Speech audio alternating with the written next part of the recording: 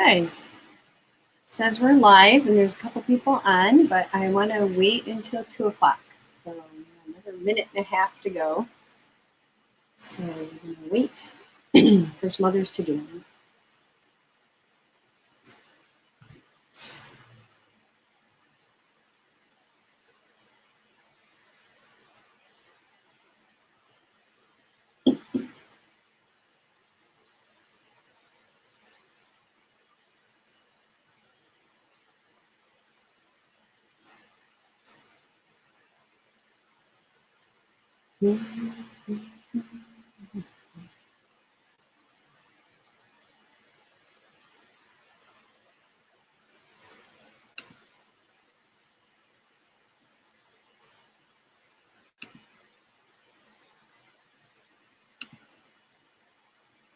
Another minute.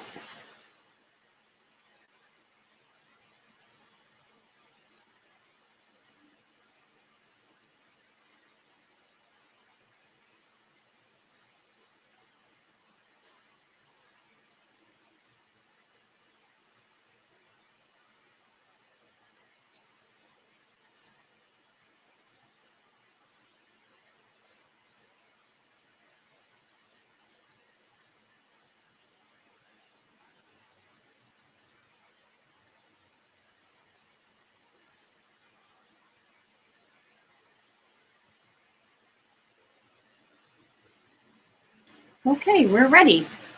Good afternoon, everyone. I'm Dr. Mary Fry. Welcome to Max Immunity. I'm glad that you can tune in with me today, and I hope that some of you who are not able to watch this live get to watch it later on in the future, because I'm going to share with you today some very important information about how you can maximize your immunity. It's really not about maximizing your immunity, but just really doing some things that would contribute to keeping yourself healthy and well. And we'll talk about some of these first lines of defenses that your body has, that and how you can enhance those or improve those. And what, more importantly, are some of the things that actually damage your immune system. So we're going to be sharing all those with you today. I'm glad that you joined in. I'm a doctor of chiropractic. I practice here in Warren, Michigan. And I hope that if you've not been to our office before, that this would be a time maybe after the seminar, if you have more questions about chiropractic and how we help people in our office, that you'd be looking forward to giving us a call and asking any questions. There's also questions that you can ask right here online. I can see some of you viewers are letting us know you're there, so thank you for doing that. And also that you can ask any questions on there. So if we have time at the end, we'll do some Q&A as well. I wanted to start, before I got into any of the information, to share with you a little bit about my mom. So this is a picture of my mom, and sharing this picture with you because I love looking at her smile. This is such a great picture I caught of her through the window that I went to visit her in her facility. So she's staying in a nursing facility where she's very safe and very healthy and very well, but I can't go see her. So this is a picture of her on the other side of the glass, and she's so cute. She was smiling and laughing, and she was telling me a story when I was visiting her, and I was just clicking her picture away. So I caught a great shot of her smile. And on the right, you see on my PowerPoint there that it says in quotations, "My daughter, the doctor." And that's how my mother refers to me when she's talking to other people. She says, not my daughter Mary, but my daughter, the doctor. She actually has 2 other daughters that are doctors too. So she kind of groups us all together that way. But anyway, so she's a proud mama, and I'm proud of her, and she looks fantastic, and she's doing great. So I just wanted to share all that with you. Our mission in our office here at First Chiropractic is to help empower people to live longer, healthier, happier lives through chiropractic care and the 5 essentials. And the 5 essentials I'm going to be sharing with you today. But literally, research has shown us that 98% of all sickness and disease is really something that happens from lifestyle choices and not something like genetics. So I'm going to share with you today how those choices that you can make and some of the things that you can change in your healthcare just by making a few simple changes, whether you're adding something to or maybe stopping something that you're doing that would affect your immune system response. Well, with all this COVID news going on out in our world today, and everybody's staying at home in their houses and not being able to be gathered together. Actually, it's kind of strange right now. I'm standing here talking to my computer screen instead of all of you. Normally we do seminars in the office, and the office is full of people, and we have prizes and giveaways and drawings and all kinds of fun stuff. So I miss all of that, and I miss all of you. But with this the COVID thing happening, it's really a perfect time to learn and understand more about your immune system. Because while this virus is here, it is the constant. What is not the constant is all of our host bodies and how we take care of our host bodies. So you have a natural immune system response that we rely on in order to fight infections, whether it's bacterial or a viral infection. Your body knows exactly what it needs to do. And when it encounters something brand new, like the COVID-19 virus that is never maybe encountered before, it has to go through a process of learning how to defend itself against that. So a natural immune system response is built over time. And the more that you've had time to build up your immune system by actually encountering bacteria or viruses that your body has adjusted and adapted to, the healthier you are, the less often you'll get sick. So quite on the contrary of what we've been maybe trying to do with our children by vaccinating a lot of them, or trying to do by taking lots of antibiotics, we're trying to avoid being sick. And being sick is sometimes a natural part of your natural immune system response. We're going to be talking about that a little bit later too. But today is going to be all about really helping you enhance the way that God built your body to be able to fight infection and disease. Now, before we get into all that stuff, I wanted to share with you a little bit of the good news. And I know this slide is kind of tiny and hard to see, but what it is an accumulation of headlines that have happened over a period of time, beginning when we first started to find out about this COVID thing and people were making predictions. And the predictions started out at 2.5 billion people can be infected and killing over 35 million people. And then the next headline went down to 214 million, infecting 1.7 million people. And then it went down to 2.2 million, and numbers just sounding really grandiose and terrifying. And as it turns out now, we see more recent headlines there towards the bottom that the White House projected that 100 to 240,000 deaths would be occurring in the United States. And then the lowest number that I have on here was from March 26, was Fauci predicting over 100,000 deaths. And I took some time to actually write down some of the numbers that are actually happening today. So in the United States, there were 767,000 cases and 40,000 deaths as of Google search this morning.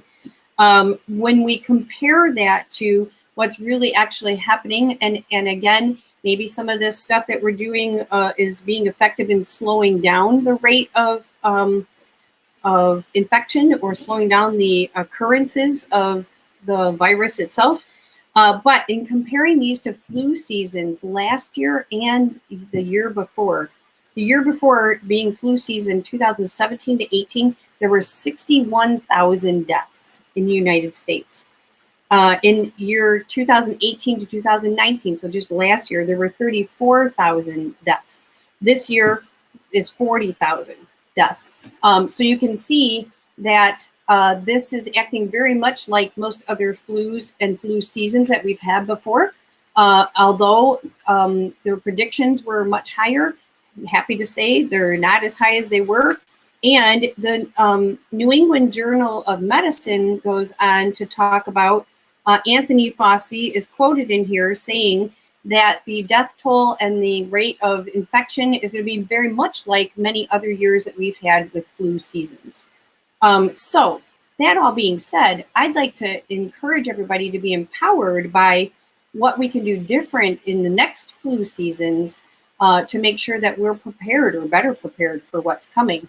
One other thing to learn or understand about in your body, you have, we've talked about microbiome before, and those are natural healthy bacteria that we have both on our skin, and we have it externally and internally in our blood, as well as in our digestive system.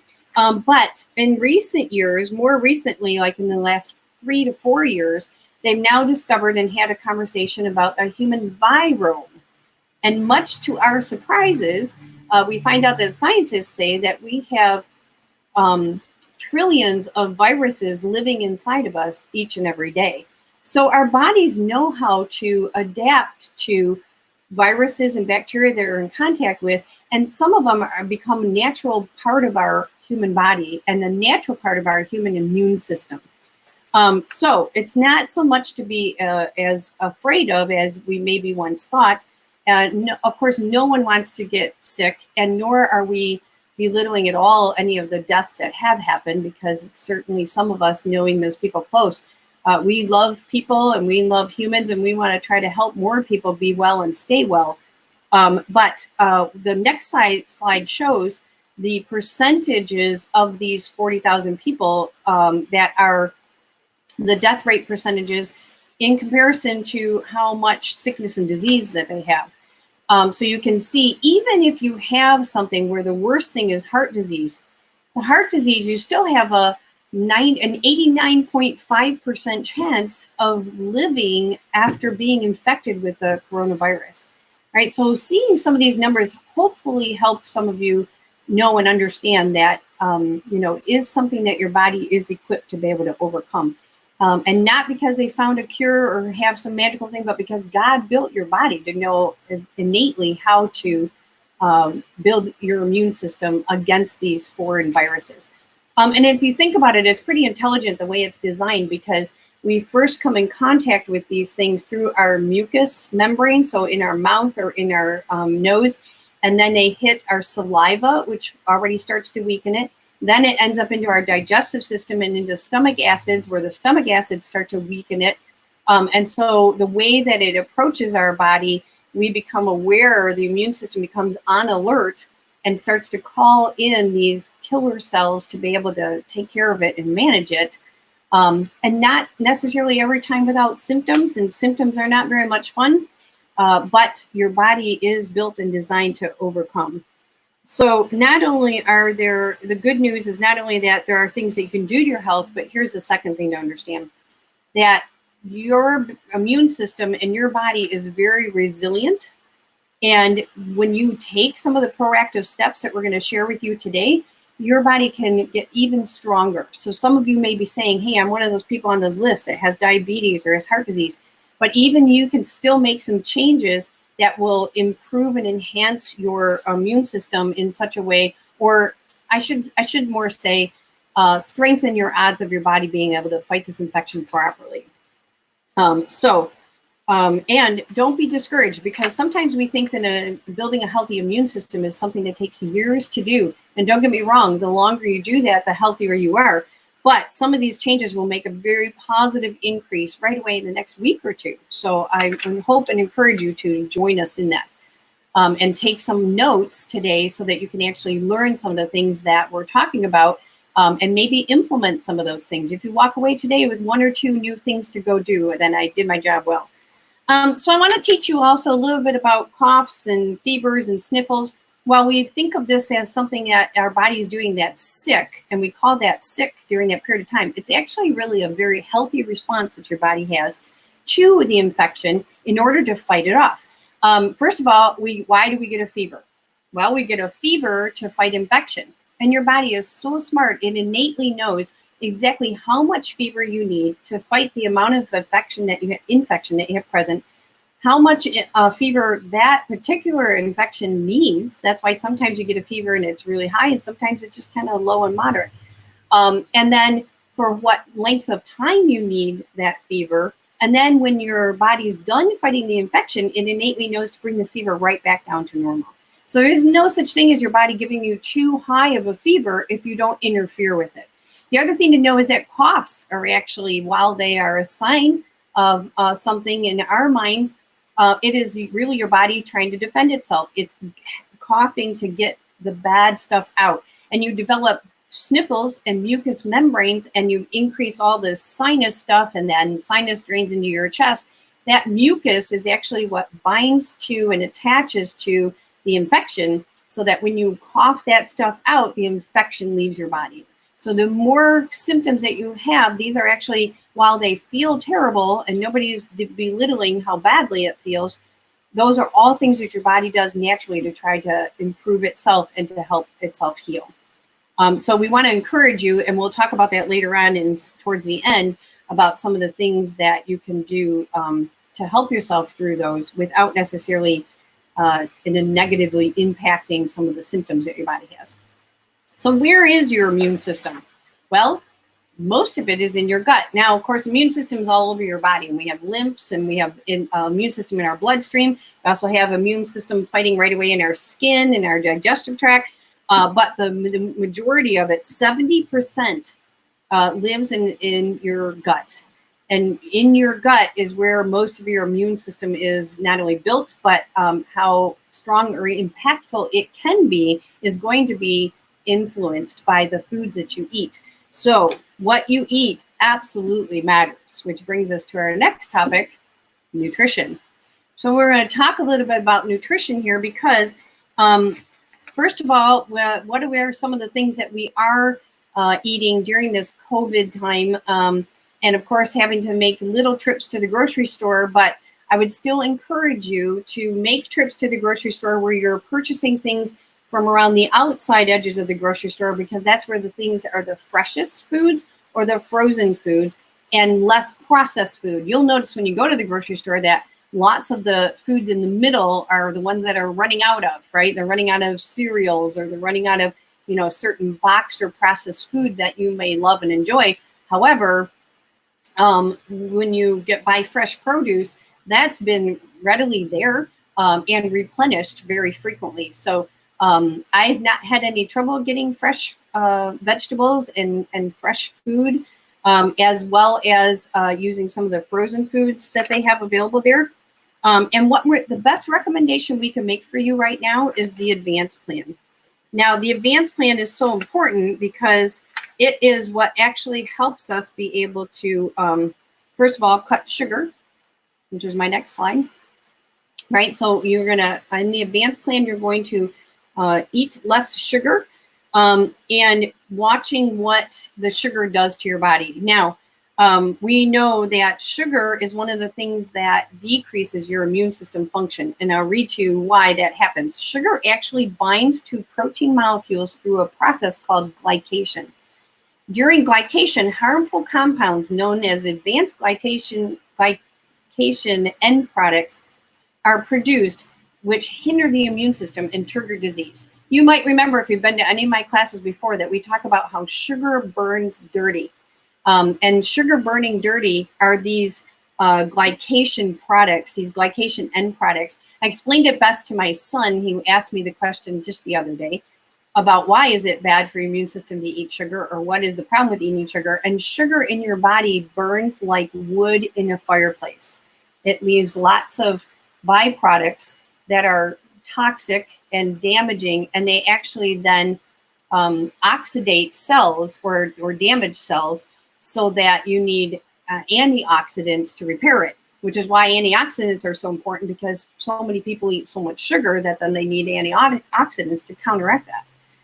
So sugar causes your body to burn dirty, and it hinders the immune system and triggers disease to happen. One hit of sugar actually decreases your immune system for up to 2 weeks over a period of time. And it's an amount of sugar at 75 milligrams, which is a number that's as high as drinking like a can of pop or sodas that you have during the day. And those numbers are really high in decreasing your immune response. So you want to avoid sugar as much as you can. The other thing to be aware of is now they're also talking about during this quarantine time that there's something like, remember when you went to college and they talked about the college 15, like you went away to college and you started eating how you wanted to instead of how mom or dad made you eat? Well, they're calling instead of the college 15, now they're calling the quarantine a quarantine 15, because they're predicting that everybody's going to be gaining weight during this time. But that is a choice that you can make, and you can make a difference in changing the way that you eat. The other thing that I noticed that was bad about our way that we're eating during this quarantine time is that alcohol sales say that they're up by 55%. That's the highest they've seen in record ever. And that 55% increase like that is really damaging to our, it's like everybody's on vacation. Everybody knows they drink more alcohol when they're on vacation, but we're on like this indefinite vacation. So be very careful with that, because alcohol will also has so much sugar in it, and it also weakens your immune system. So what do we ask you to do instead is replace sugar with stevia and make other food choices out of real food. Some fresh strawberries or some fresh fruit are really some best ways of getting some of that sugar fix that you might be looking for. I also enjoy a cup of tea sometimes at night with a few drops of stevia in it, and that gives me that feeling like I've had some dessert of some kind too. So the advanced plan that we talked about, there are some things I want to show you in the advanced plan that I'd like to encourage you to eat. It's on this slide right here. Is to replace all of your processed snacks with whole foods, like we just talked about.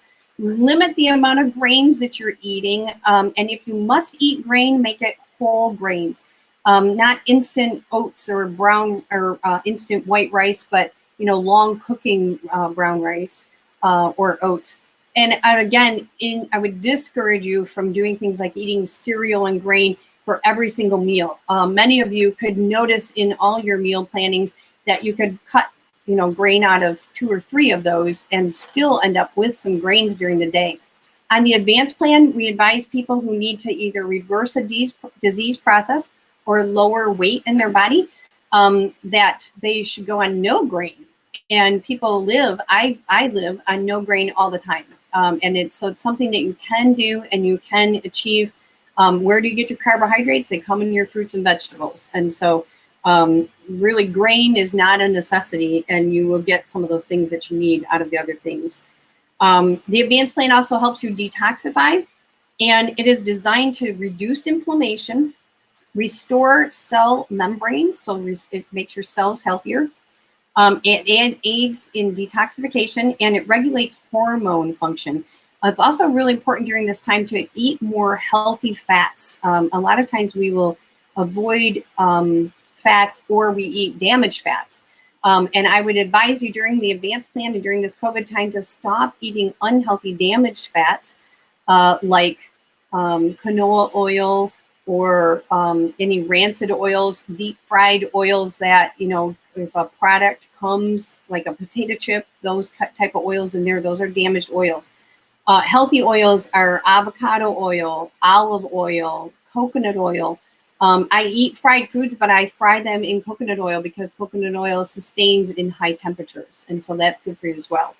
It's good to increase your oils. And if you're not getting enough healthy oils in your diet, it's a good idea to supplement with the Optum Omegas. And here at Max Living and at First Chiropractic, we have on our website that we'll give you access to later on, the store with all the supplements in it. And Optimum Omegas have omega-3, omega-6, and omega-9 all balanced in them. And those are all really important for enhancing and improving your immune system function, or for a better immune system response.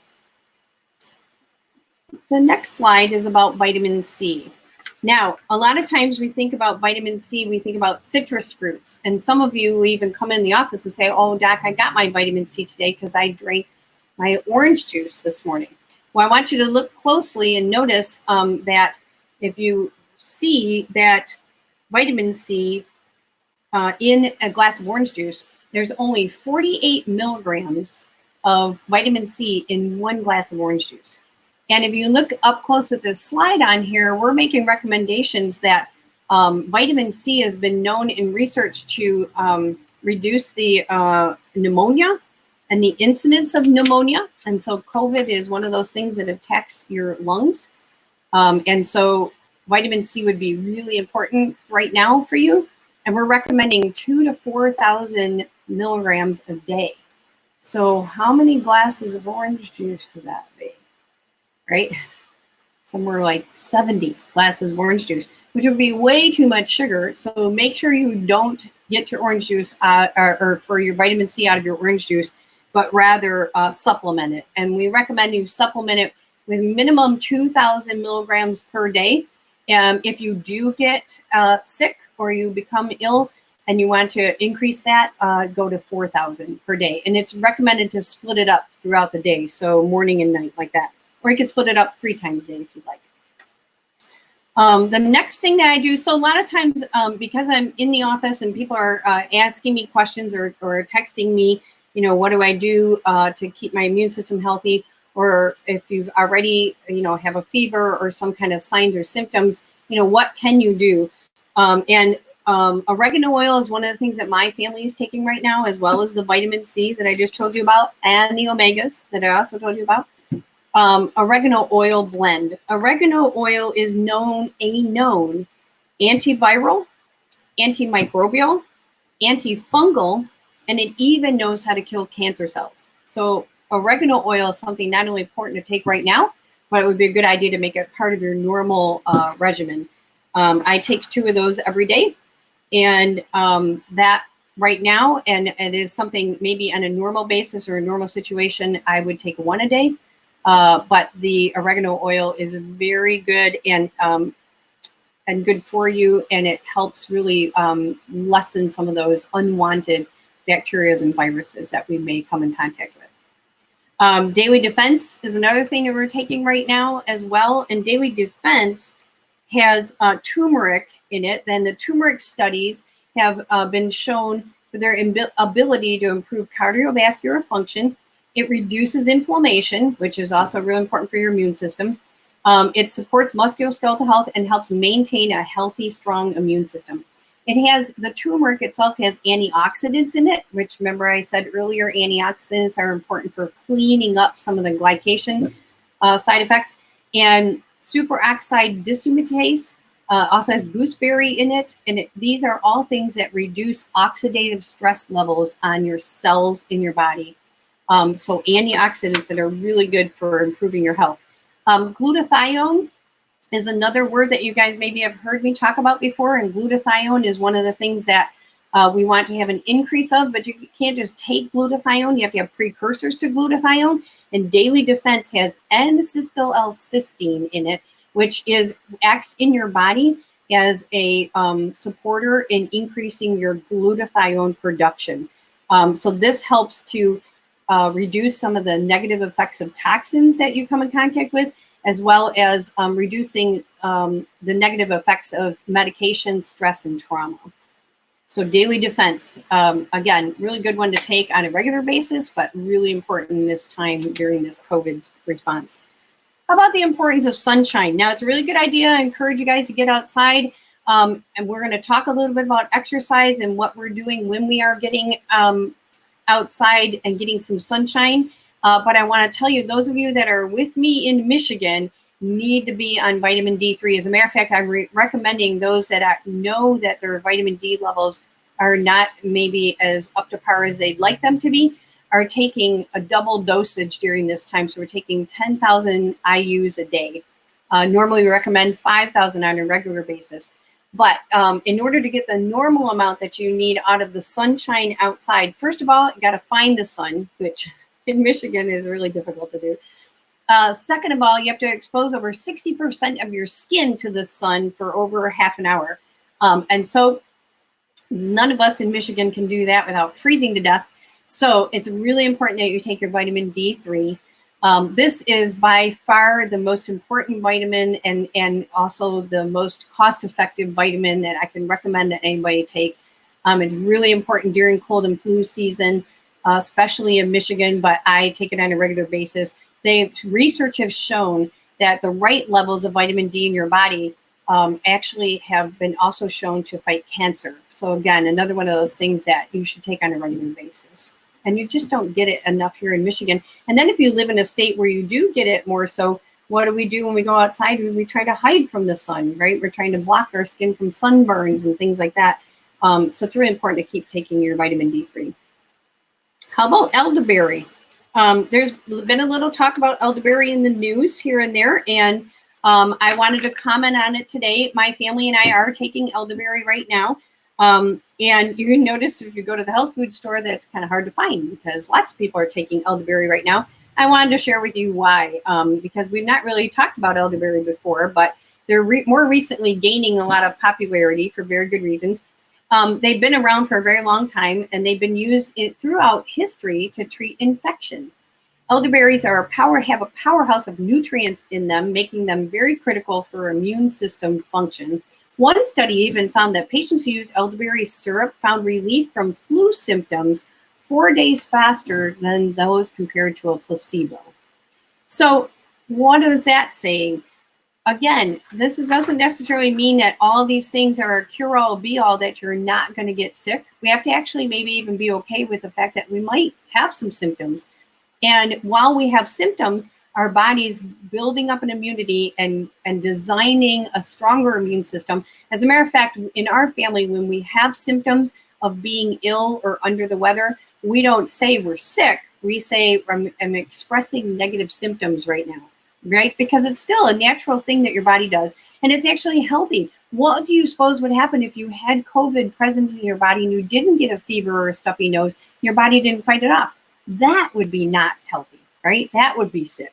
It's actually a healthy response that your body does to strengthen your immune system. And whatever we can do to shorten the period of time that it takes for your body to fight that off, the better. And maybe even some of you will be strong enough to not even have a symptom and still be able to create immunity to it. It's pretty awesome the way God made our body, isn't it? All right, so on from elderberry, we're going to talk about exercise.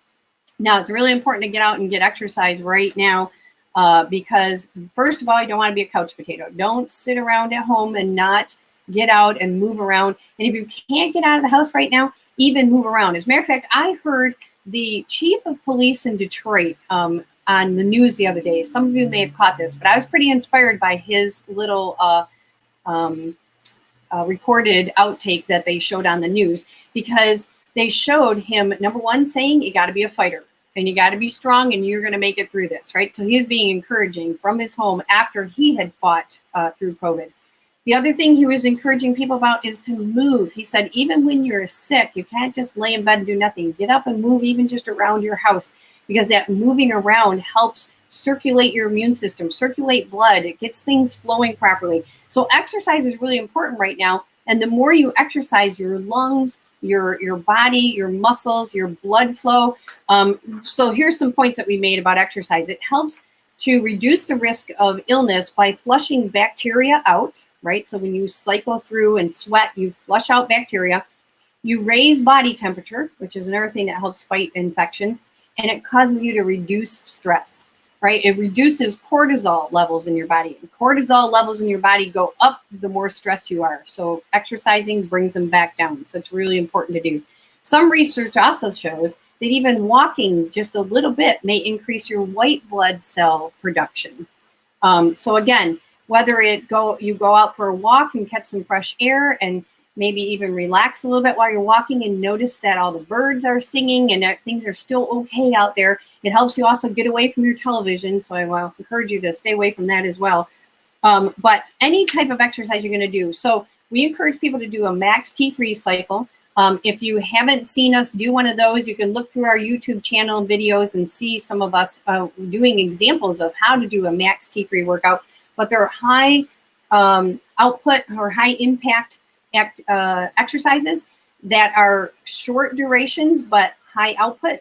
So you can see that we do these burst trainings of 20 seconds on and 20 seconds of rest. If you can't do burst training, then go for a walk. If you can go for a walk with a couple of, pound weights in your hands or something like that, just to get your heart pumping, maybe while you're walking, just to pump your hands over your head, that'll get your blood flowing better and your heart rate higher. I even encourage some people sometimes that they can't get any exercise and they don't have weights or dumbbells or that kind of stuff, to just do walking lunges. You could do walking lunges in your house, and that movement of your biggest muscle in your body, which are your legs, will increase circulation and increase your heart rate, which then causes your body to do all kinds of healthy benefits after a workout. So after a good, strong workout where your heart rate goes up nice and high, it does cause your body to recover better and raises your immune system function. And research has shown us that over time as well. The next slide I'm going to show you, there it is. We're going to talk about stress and the immune system. So stress, we've mentioned a couple times already. Exercise is going to help reduce your stress. Stop focusing on the television and don't watch the news. That'll help reduce your stress. find something that you enjoy to do and relaxing. Maybe it's a puzzle, and maybe you've never done a puzzle before because you never had time before to do a puzzle. Maybe it's a book that you've been wanting to get to.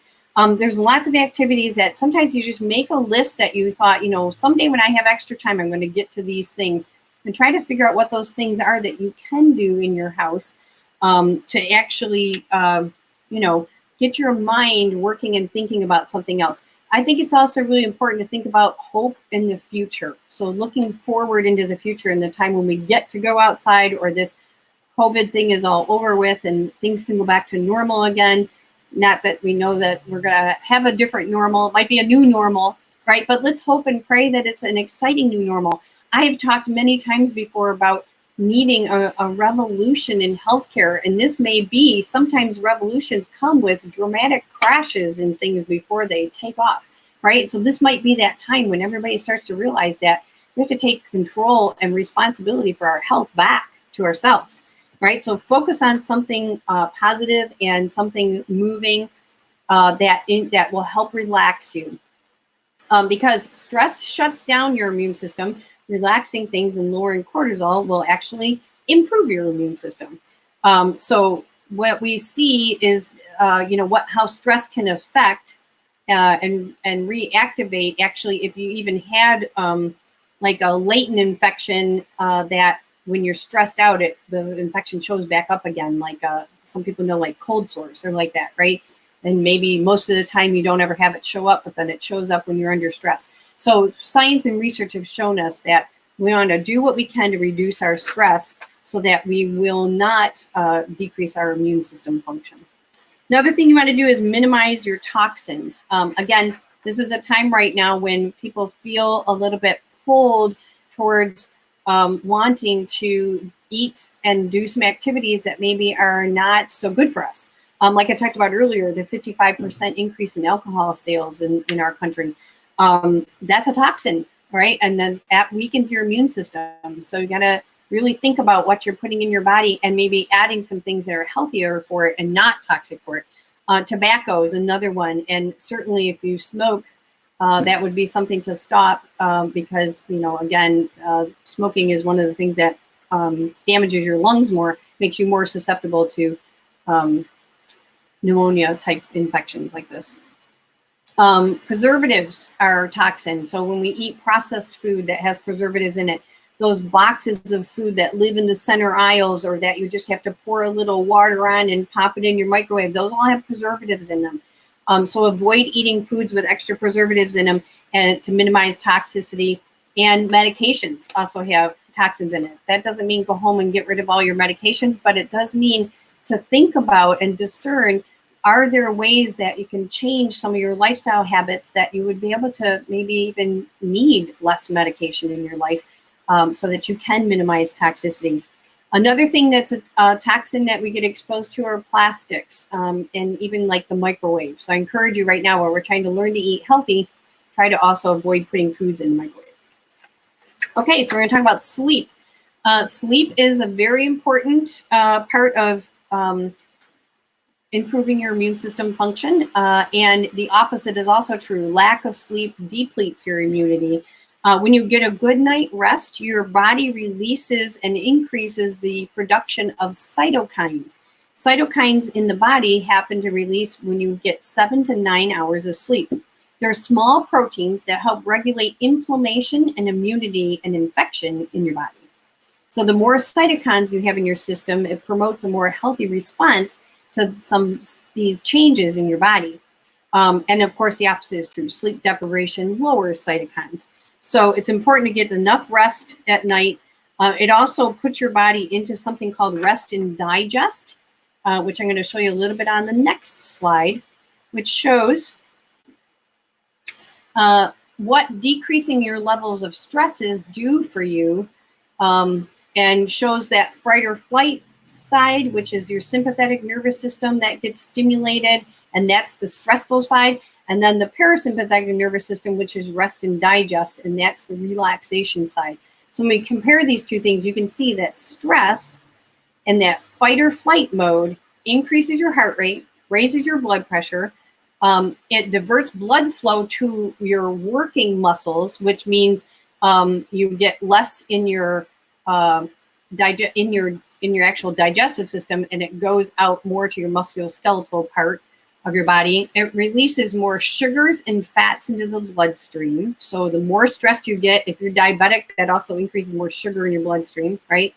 And so your body hopefully handles sugar well, but you need to also reduce your stress even if you're not diabetic, because sugars are bad in your for your immune system, releasing that into your blood as well.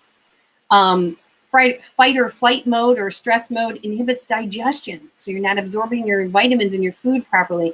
It also reduces your appetite, dilates your pupils, and this by definition is subluxation. When you have a subluxation, you've heard me define this word before, but those of you who haven't, luxation means light. So subluxation is less light. And less light means less nerve function. And when your nervous system is depleted by either something interfering with it or pressing on it or stressing your nervous system out, that reduction of nervous system actually puts you more in a fight or flight mode. It makes your body respond with all those things I just listed off, like there's a tiger in the room, right? Or like you just got done watching CNN and scaring yourself to death watching too much of the news, right? That tiger in the room puts you into that fight or flight mode. On the other side, rest and digest is where we can calm down. We're lowering cortisol levels, which, by the way, I talked about cortisol levels a couple times already, which I already said inhibits your immune system function. It also makes you gain weight around your midsection. So the more stress, the more cortisol levels you have, the more weight gain in your midsection of your body. So rest and digest helps you not only absorb vitamins and nutrients better, it slows down your heart rate, it decreases your blood pressure, allows your blood vessels to dilate so they function better to all the cells in your body. It promotes energy storage and stimulates digestion, so if your body's absorbing food properly. It increases your appetite, constricts your pupils, allows you to focus and relax better. And all of these things are what happen in your body when you have a chiropractic adjustment. So you can see how important it is to your immune system strength and to your health and to your resistance of any kind of sickness and disease that you have regular chiropractic adjustments. As a matter of fact, the benefits of chiropractic adjustments were studied in many case studies that showed that people that got regular chiropractic care over a period of time had actually healthier immune systems. They had lower cortisol levels, and they reflected a higher immune system capacity. And this then was expected to reduce the incidence of severe pathogenic invasions of their airways. Another study showed on the next slide, sorry, too many slides. On the next slide, that chiropractic patients that were studied in maintenance or wellness care adjustments for 5 years or more have been found to have a 200% greater immune system capacity than those people who had not ever received any chiropractic care at all. Right? So those of you who've had chiropractic care, but maybe it's been a long time since you've been under chiropractic care, a regular wellness adjustment, even once a month, is better for you over a long period of time than just getting a few adjustments whenever you hurt. Right? So it's really important to stay active with your chiropractic care, and that enhances your immune system function, and studies have shown that over time. Now, there's one other thing that I want to talk about that a lot of people do wrong when they do become expressing negative symptoms in their body, when their body is fighting infection of some kind and they're having symptoms, they tend to do the opposite. What we were learned or taught growing up, I wasn't taught this when I was growing up. My mother taught us that when you had a fever, you didn't take anything to lower your fever. But in today's world, many people are being told to take medication to lower their fever. Well, France was talking about how ibuprofen may aggravate the coronavirus in the headline that they talked about. But what I want to talk about that is not just ibuprofen itself, but fever is a part of your natural immune system response. It's how your body fights and kills pathogens. So treating a fever can actually prolong how long it takes for your body to fight infection, and it exacerbates illness.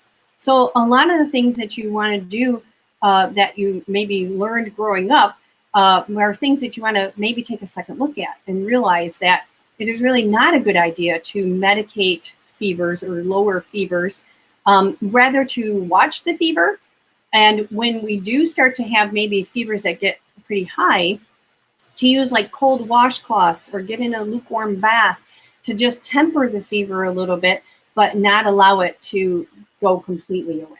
As a matter of fact, the more we reduce the fever completely, then now the virus has more ability to multiply, or bacteria, depending on what kind of infection you have. But a virus will multiply more with a lowered fever.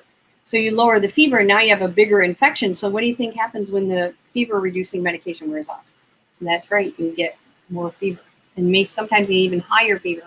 As a matter of fact, what we know about fever is that this is the way that we actually produce spike fevers in the body. Excuse me, I talked too much and didn't drink enough water.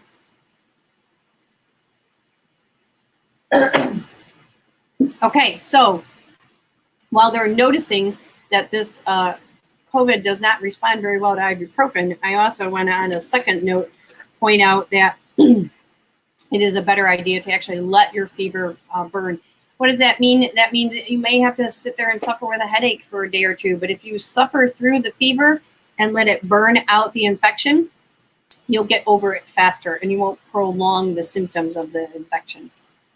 Okay, and then the other thing that I want to talk a little bit about is, excuse me, there hasn't been much said yet except for a lot of people talking about a vaccine, and I don't know what's to come with that conversation, and I'm not here to tell you that I know what's to come with that conversation, but I wanted to share with you this study that I was able to find on Google that you could actually go look this study up too and read it yourself. But what they saw was that the coronavirus risk increased in a military study, that the flu vaccine actually increased it by 36%. This is pretty interesting news article, and I really encourage you to go look at it and interpret it for yourself. I can't tell you what to do, but I know for myself and for my family, vaccinations are something that we avoid. We choose natural vaccine or natural immunity, excuse me.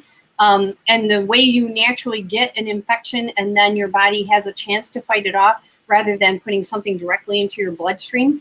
But this study goes on to say that while influenza vaccinations offers protection against influenza, natural influenza infection may reduce the risk of non-influenza respiratory viruses by providing temporary, not specific immunity against these viruses. On the other hand, recently published studies have described the phenomenon of vaccine-associated viruses interference, that is, vaccinated individuals may be at risk for other respiratory viruses because they do not receive the non-specific immunity associated with a natural infection. So what this article is going on to say is that a natural infection and your natural immunity response is more effective and lasts longer, right? God knew what he was doing when he built our immune system. He made it exactly perfect. And if you let your body do what it needs to do naturally to fight infection, you're going to be stronger for it on the inside. So what do I want to do is at this point want to encourage you, if you do have any questions, you can pop them in there on the bottom. We just have a couple of minutes that maybe we can answer some questions for you. But I want to encourage you to stay connected. And staying connected, watching some of our videos, watching on Facebook. We post some things pretty regularly, 2-3 times a week. Lauren is trying to get me to do that more so maybe we will. I share recipes on there as well as exercises that we do. So all the 5 essentials that we talked about today, we kind of encourage you through those things. Also, if you can visit our website address, ready? We're going to write it down. It's the number 1 STCHIRO. That says First Chiro, then drmary.com. So firstchirodrmary.com. And visit our website for lots of recipes. You can go to Healthy Recipes on there. There's hundreds of different organic and grainless and sugarless recipes, even desserts that are sugar-free and grain-free. Also, you can go and be connected by looking at some of our workout videos, as well as there are shopping lists that you can go download from our website. Also on our website, you can get more information about a chiropractic adjustment if you've never had one before. You can certainly message us on Facebook and we'll answer any questions that you have. So we want you to stay connected and use our resources. We're here to help you. We're also here because we are an essential practice. So we are available for you for care, and we do have specific hours that are available. So do what you can to support those 5 essentials and just continue to make changes. Even if they're little baby steps, take baby steps 1 step at a time, because even something that you do different now for, changing nutrition or changing your exercise program just for a couple weeks will make a big difference in your immune system health later on. Right? So I noticed at the bottom of this, if you guys can see on the chat on the side that Lorena has put a link on there for you. That link you can click on.